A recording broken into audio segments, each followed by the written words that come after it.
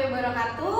Kami dari kelompok 5 ingin mempresentasikan hasil proyek cyber PR kami yang mengangkat tema pelecehan seksual. Perkenalkan, nama anggota kelompok kami. Saya Lestari Sundaya. Saya Gina Sana Edward. Saya Widya Mariam Julianti. Saya Setiani Sugandari. Saya Sucina Pangestu. Saya Rina Oktaviani.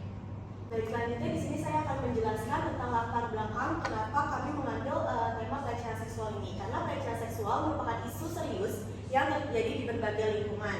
Maka tujuannya untuk meningkatkan literasi digital masyarakat agar lebih sadar akan hak-hak mereka yang serta cara melaporkan pelaku pelecehan seksual. Dan kampanye ini juga memiliki dampak panjang dalam membentuk budaya yang lebih sehat dan lebih aman.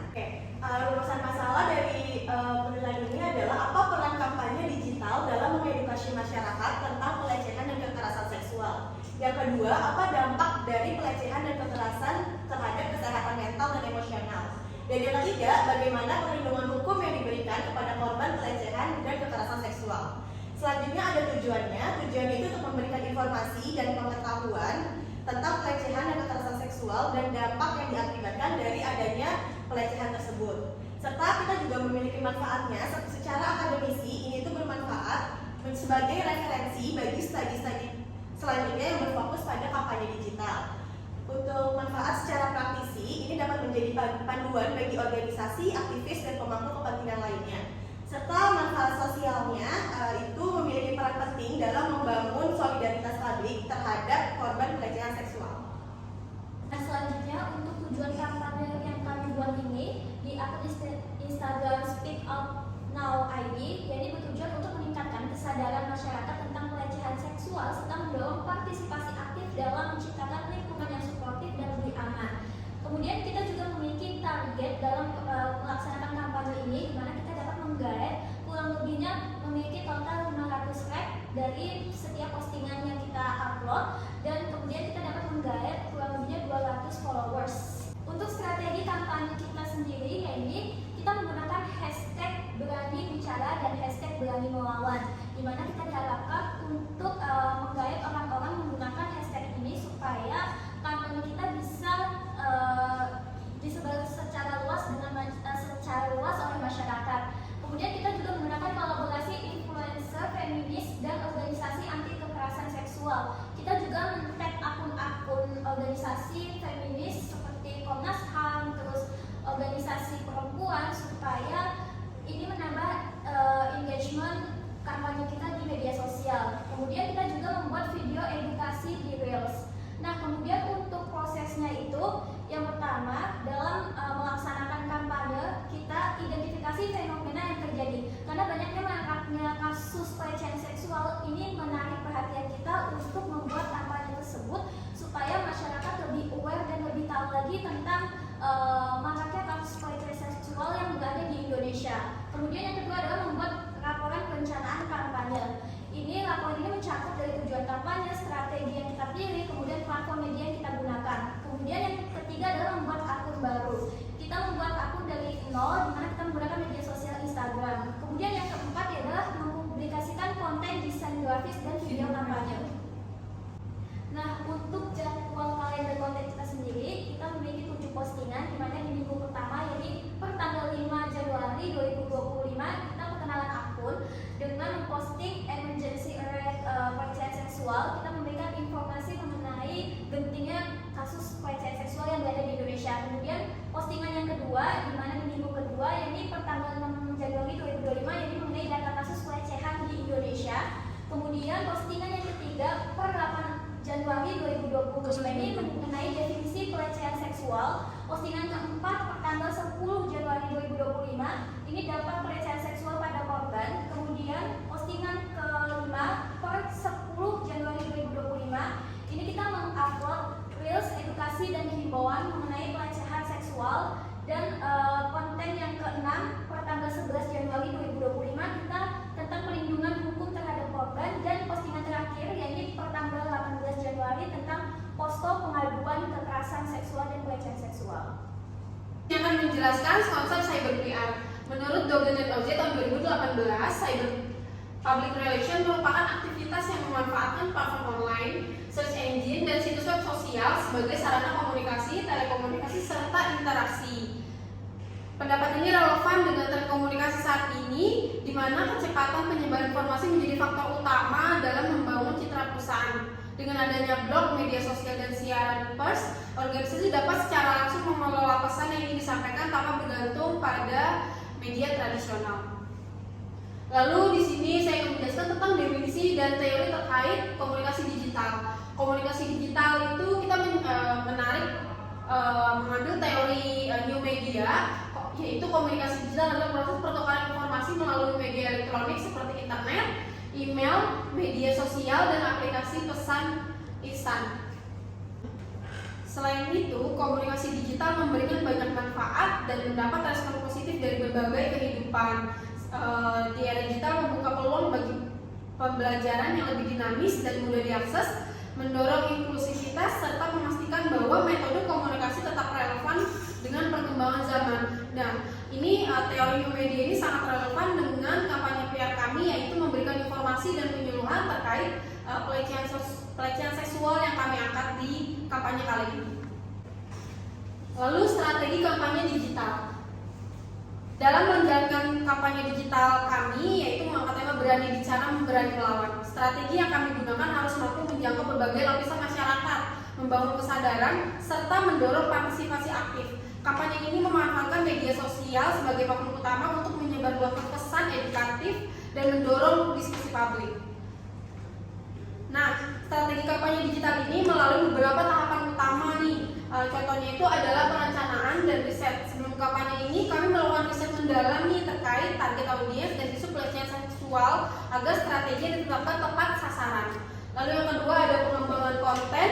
Pada tahap ini, semua materi kampanye berani bicara, berani melawan mulai dibuat dengan berbagai format agar menarik, mudah dipahami, dan dapat menjangkau target audiens secara efektif. Lalu yang ketiga ada peluncuran kampanye. Pada tahap ini merupakan momen penting untuk menarik perhatian publik nih, membangun kesadaran dan mendorong partisipasi aktif dari audiens. Tahap ini strategi komunikasi telah disusun sebelumnya, mulai dari eksekusi secara serentak dengan berbagai metode agar kampanye dapat menjangkau target audiens secara maksimal. Dimulai dengan pembukaan akun kita, yaitu emergency alert sexual harassment. Lalu yang keempat itu ada interaksi dan keterlibatan audiens agar kampanye berani bicara, berani melawan tidak hanya menjadi sekedar informasi yang berlalu di media sosial nih. Jadi kami melakukan secara aktif respon pada audiens berupa balasan komentar. Tapi ini kami berfokus pada memperkuat keterlibatan publik, mendorong partisipasi, serta memastikan pesan kampanye dapat diterima, dipahami oleh masyarakat. Lalu yang kelima itu ada evaluasi dan pengembangan. Tahap evaluasi dan pengembangan merupakan langkah penting nih buat kita memastikan bahwa kampanye kami tidak hanya berjalan dengan baik tapi juga efektif dalam mencapai tujuannya. Evaluasi kami lakukan secara berkala untuk mengukur dampak dari kampanye kita, mengidentifikasi aspek yang perlu diperbaiki, serta menyusun strategi lanjutan agar kampanye kami tetap berkelanjutan dan berkesinambungan. Berikutnya identifikasi.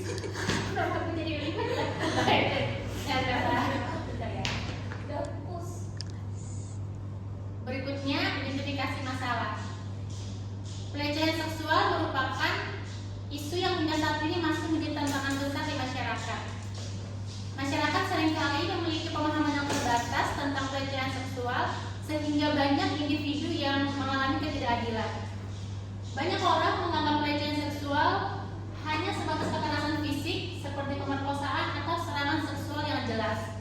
Padahal, pelecehan seksual juga mencakup berbagai bentuk lainnya, seperti pelecehan verbal, misalnya komentar seksual yang tidak diinginkan, pelecehan visual seperti pengamatan yang tidak pantas, dan bentuk-bentuk lainnya seperti penguntitan dan pengiriman pesan yang mengganggu. Berdasarkan data yang kami peroleh, kasus pelecehan seksual terus meningkat dari waktu ke waktu, bahkan hingga 28% dari tahun sebelumnya. Berdasarkan masih banyaknya kasus pelecehan tersebut, kami merencanakan sebuah kampanye ini dengan campaign berani bicara, berani melawan, yang kami hadirkan sebagai inisiatif untuk mendorong keberanian korban dan masyarakat dalam melawan pelecehan seksual. menciptakan lingkungan yang aman, serta mengedukasi banyak masyarakat tentang pentingnya solidaritas dan empati kepada sesama. Kampanye ini dirancang untuk menjangkau berbagai lapisan masyarakat dengan pendekatan yang relevan. Next. Berikutnya, target audience.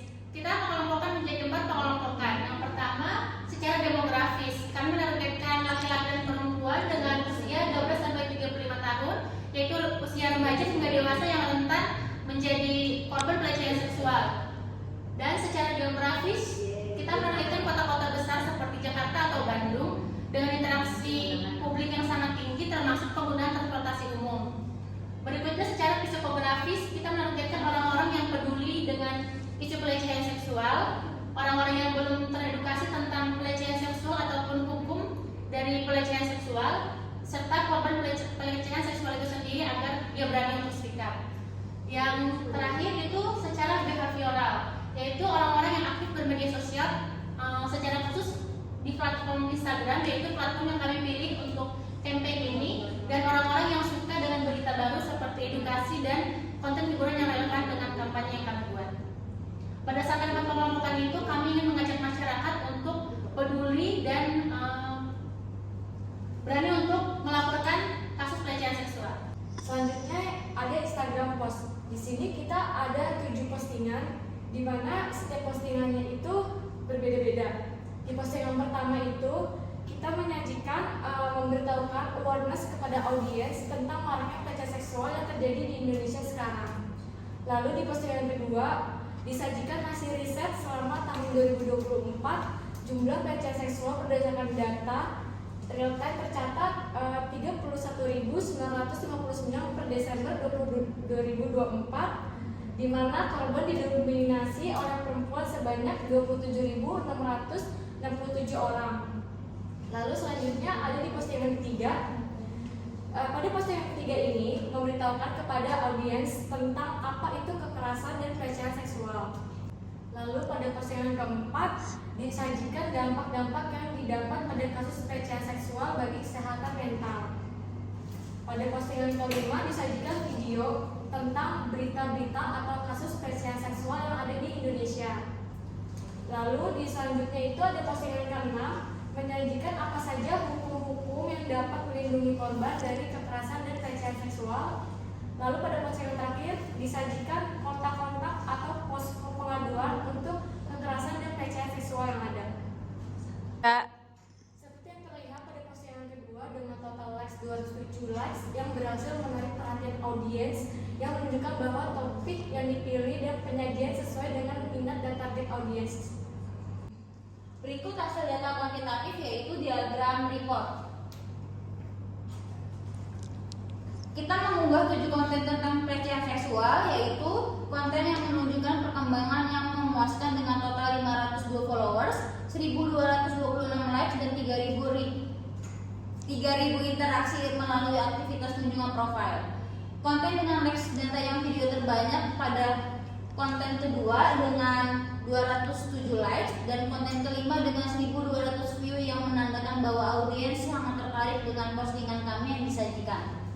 Berikut diagram hasil data kuantitatif kami.